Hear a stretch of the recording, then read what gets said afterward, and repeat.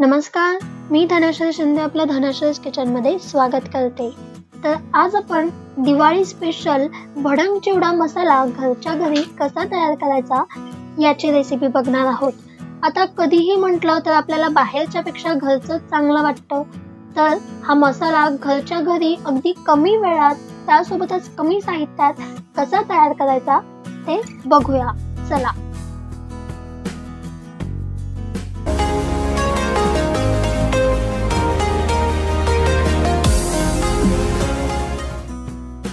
तर त्यासाठी मी भाजलेल्या जिऱ्यांची पूड इथे घेतलेली आहे।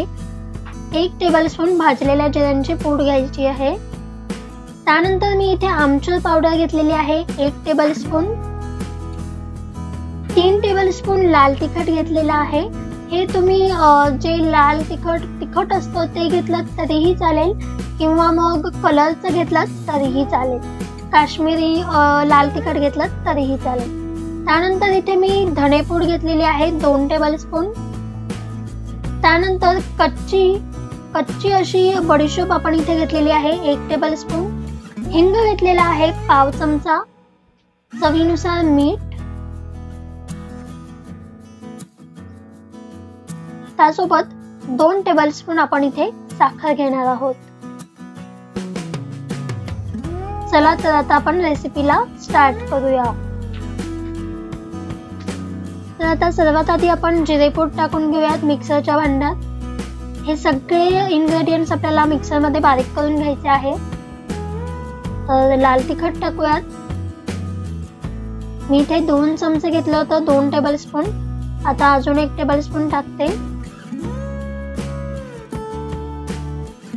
त्यानंतर धनेपूड टाकूयात 2 टेबलस्पून। या सगळ्या इन्ग्रेडियंट्सची लिस्ट मी डिस्क्रिप्शन बॉक्स मध्ये दिलेली असेल, तुम्ही तिथे जाऊन जरी बघितलं तरीही चालेल। आमचूर पावडर पण आपण टाकून घेतलेली आहे। हिंग टाकून घेऊया।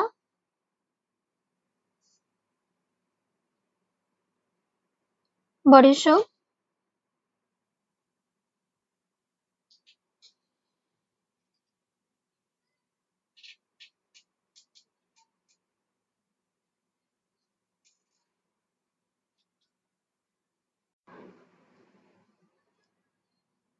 तर इथे मी सगळे इन्ग्रेडियंट्स मिक्सरच्या भांड्यामध्ये काढून घेतलेले आहेत।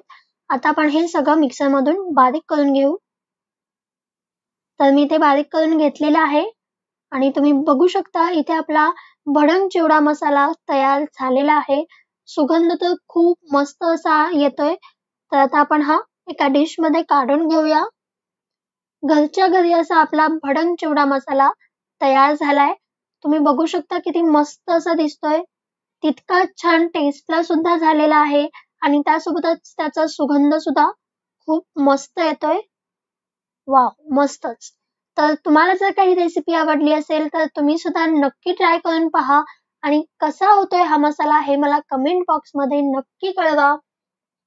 आणि ही रेसिपी आवडली असेल तर रेसिपीला लाईक करा, तुमच्या फ्रेंड्स आणि रिलेटिव्हजला शेअर करा आणि जर तुम्ही धनश्रीज किचन वरती नवीन असाल तर धनश्रीज किचनला सबस्क्राइब करा आणि त्यासोबतच बेल आयकॉन वरती क्लिक करायला विसरू नका।